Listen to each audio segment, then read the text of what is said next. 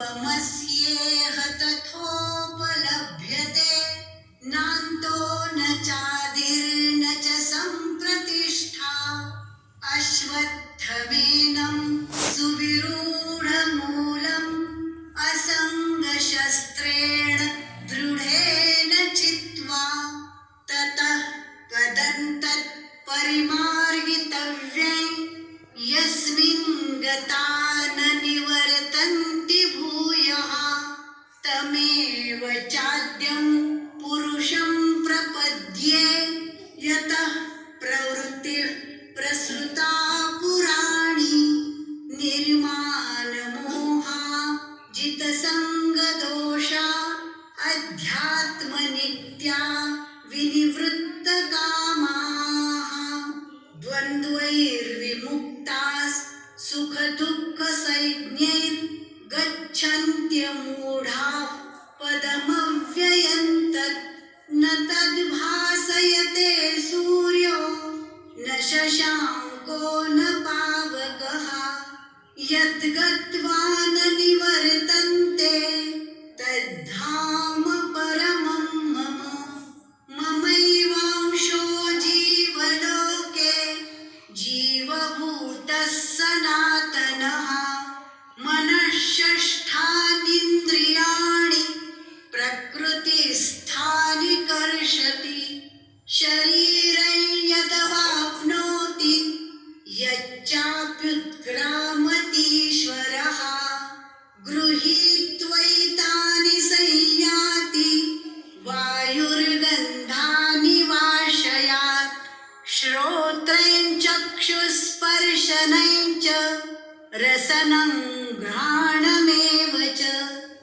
अधिष्ठाय मनश्चायं विषयानुपसेवते उत्क्रामन्तं स्थितं वापि भुञ्जानं वा गुणान्वितं विमूढानानुपश्यन्ति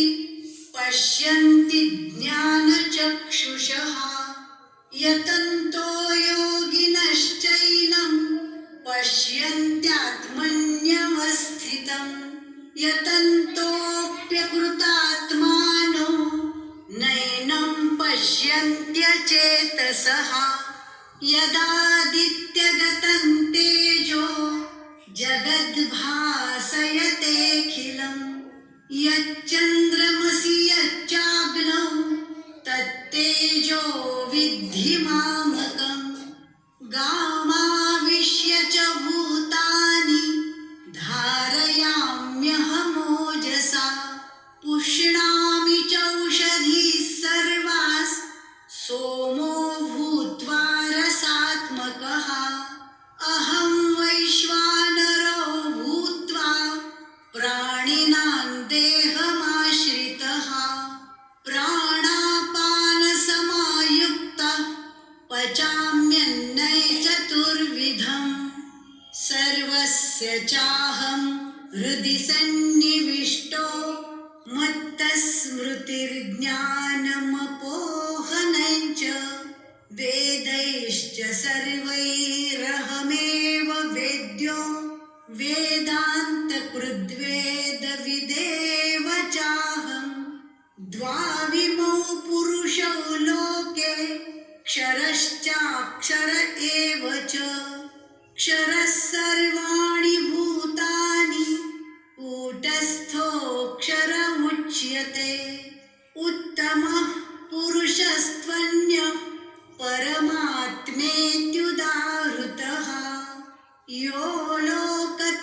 लोकत्रयमाविश्य बिभर्त्यव्यय ईश्वरः यस्माक्षरमत्